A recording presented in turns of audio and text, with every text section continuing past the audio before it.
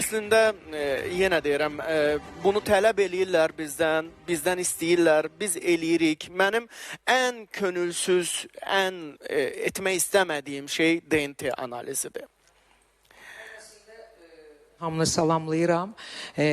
Əslində dünənləri baxdım, izlədim. Özüm burada olmasam da izlədim. Mənə çox təsir etdi və bunu səndə də Zaur hiss etdim. Həqiqətən də çox pis oldun. Və mən hər iki tərəfə pis oldum. Mən də. Hər iki tərəfə. Həm oğlan tərəfə ürəyim ağrıdı, həm qız tərəfə ürəyim ağrıdı. O bir misal var, deyir, yuxarı tüpürürsən bığ, aşağı tüpürürsən saqqal.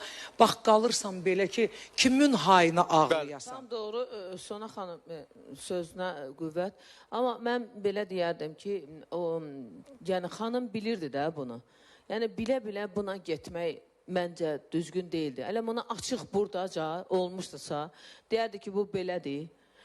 Amma bunu bütün dünyaya car edin və qazanan kim oldu?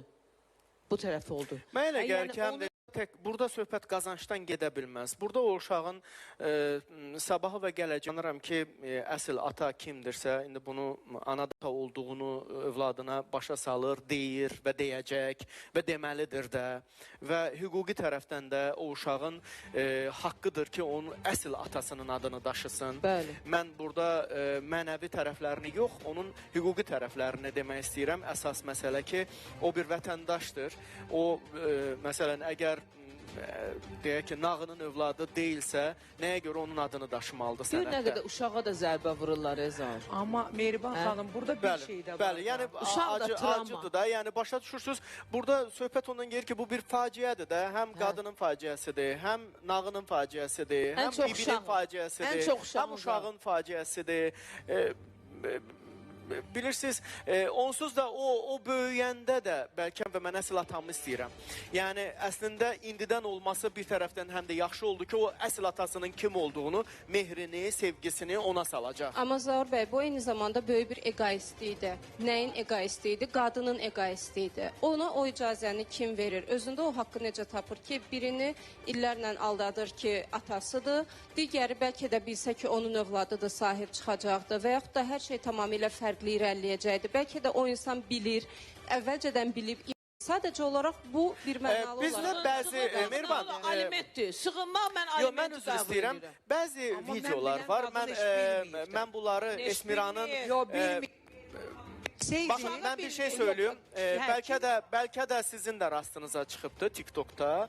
Bəzi videolar var ki, o uşaq kimin yanındadır, kimlə oynayır, kimlə vaxt keçirdir. Bu video materiallar hamısı var. Bizdə var bu materiallar, amma biz bunu DNT açılmayana qədər təqdim etmədik və bundan sonra da etməyəcəm. Zaten sizə də bəllidir, ailəyə də bəllidir, özləri də bilirlər. Yəni bir mənası yoxdur. Bunun o tərəfinə getməyi də belə istəmirəm. Çünki mən yenə deyirəm, mən bugün Esmiraya haqq qazandırmıram ki, o bu addımı atıb.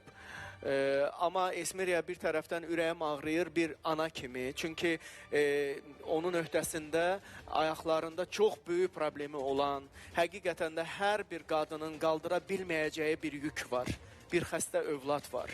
O övlad ki, onun acısı elə Esmiriya bir ömür boyu bəsdir. Yəni doğrudan da çox ağırlıdır. Amma bu tərəfdən isə doğru addım deyil. Əgər bir insanla münasibətlərinizi, bu Zarinaya da aiddir, bu Esmiraya da aiddir, bu DNT-si yanlış çıxan insanların və yaxud da ki, həyat yoldaşına qarşı dönük çıxan insanların hər birinə aiddir. İstər kişi olsun, istər qadın olsun. Bir yerdə bitdiyini hiss eləyirsinizsə, dayanın, sağollaşın, həyatınızı yaşayın. Yəni, bundan rahat nə ola bilər? Niyə özünüzü aldadırsınız? Niyə onu aldadırsınız və niyə üçüncü şəxsi də aldadırsınız? Bax, bu ortada bir adam allanmır, 4 nəfər allanır. Bax, Nağı aldanıb, Esmir aldanıb, qarşı tərəf bəy kimdirsə o aldanıb və uşaq da aldanıb. 4 fırıldaq qurbanı var ortada.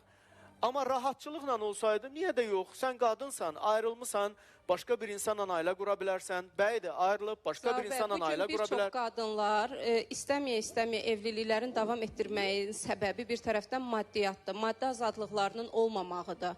Maddi azadlıqları olmadığı üçün də həmin evliliyə özlərini məcbur hiss